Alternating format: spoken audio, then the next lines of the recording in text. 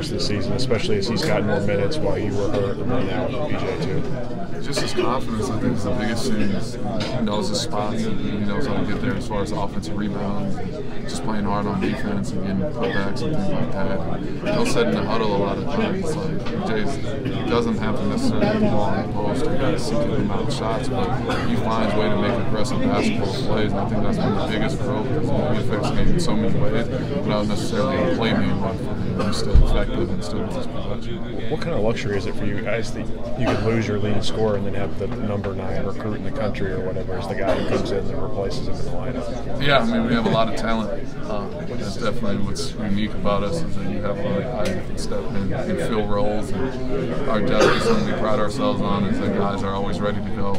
We prepare that way for a lot of guys to play and to be aggressive when they get in. So, yeah, it's nice. Obviously, you never want to see somebody go down, but I do feel like we have guys that are confident and able to step up.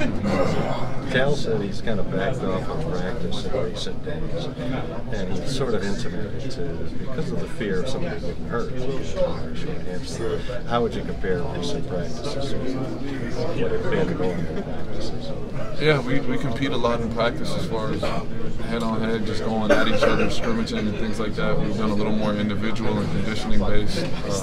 That's just because we're playing so much now.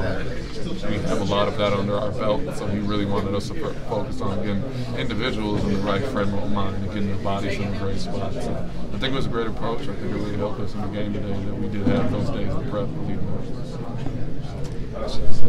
Reid, I know you've been asked probably a couple times, but what was the moment like stepping out for the first time in an NCAA tournament game for you? It was exciting. Yeah, I was definitely anxious to kind of just get on the floor and get the game started, but after I got up there and the ball went up for the tip, just felt comfortable and kind of just settled in. It was just a normal game after that. Were you kind of licking your chops because you know they're a little bit undersized and kind of as a whole on the team bullied them inside?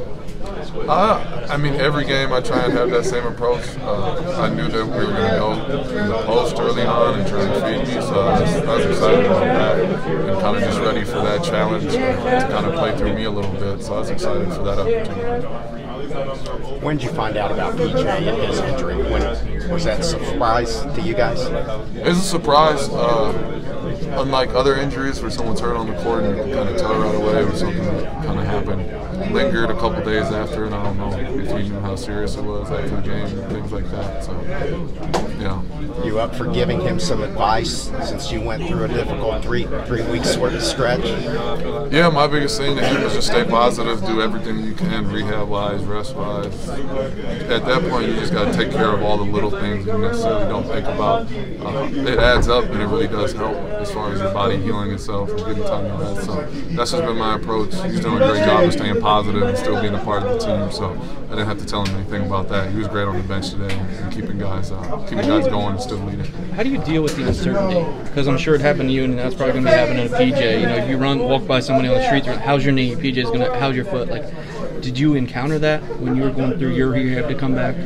Yeah, I mean, everyone kind of wants to know what your status is. I think the biggest thing is just taking it with a grain of salt. There's not much you can do about it. Everyone's going to want information about your health. But at the end of the day, you know your body, and that's all that really matters. Once it feels strong enough, once you feel comfortable, that's kind of when you should come back into it. I feel like that's the way I progressed with my knees. So that's about the advice I could give him. Is can't really worry about what everyone's saying. Just stay confident in what you're doing. Is it weird to see people speculate, you know, about like what your status is? Like, I think Reid will be back in this many weeks, you know, when only truly you know, but I'm sure you've probably seen some stuff out there when you were coming back. Yeah, there's a lot of doctors out there, I'd say.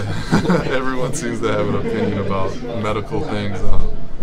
I don't know, I think medical issues are very personal, so I don't get frustrated with it. I understand people are concerned. You have a lot of great fans, and they want to know what the issues are. But as far as in the locker room and guys going through their own medical issues, everyone's pretty respectful as far as just letting guys heal and just take the time to get right.